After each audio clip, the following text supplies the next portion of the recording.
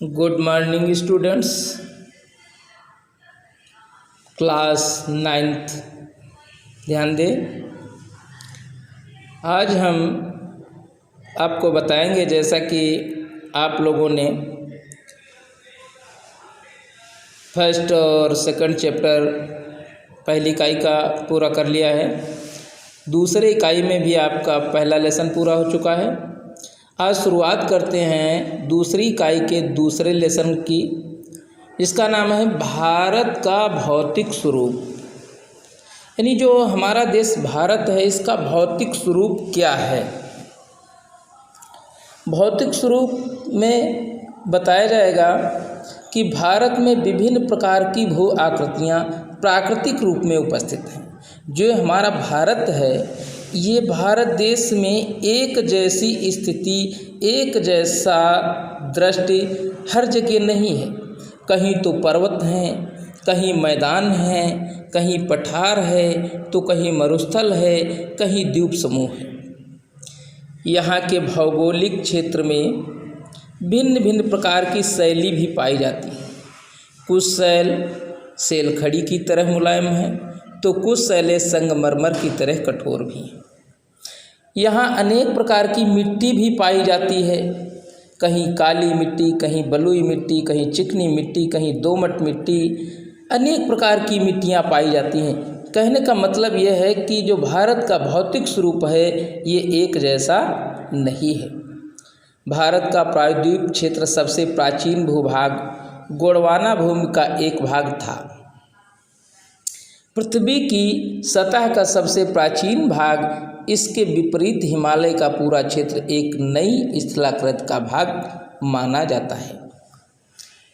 भारत के विशाल भूभाग का निर्माण विभिन्न भूगर्भीय कालों के दौरान हुआ है, जिसने उसके उच्च वर्गों को प्रभावित किया है।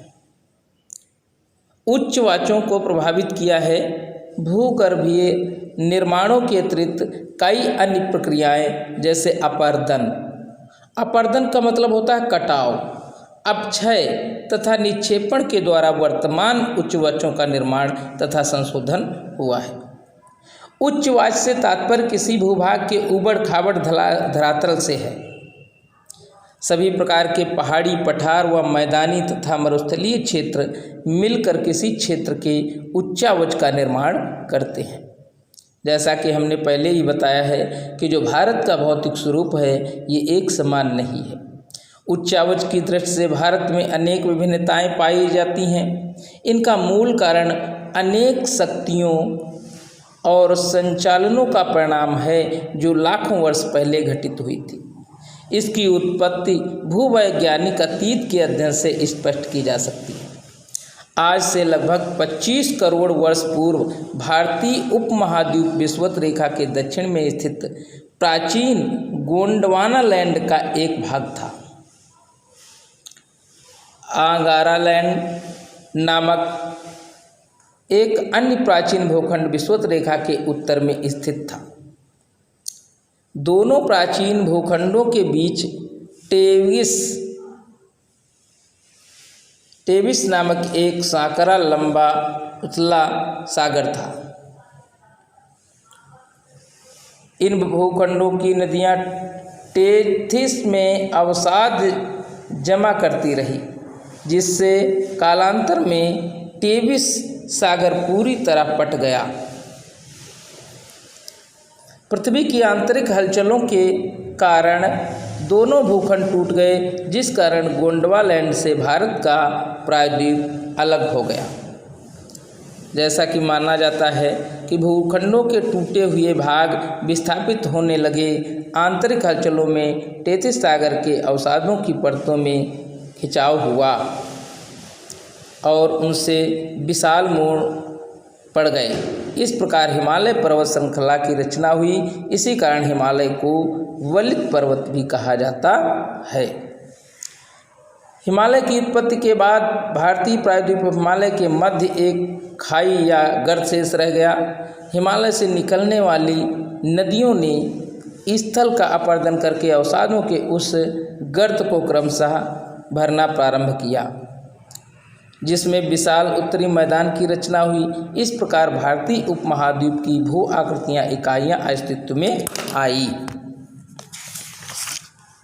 अब प्लेटों की गतिविधियाँ क्या हैं, तो सबसे पहले हम आपको बताएंगे प्लेटों की गतिविधियाँ क्या हैं।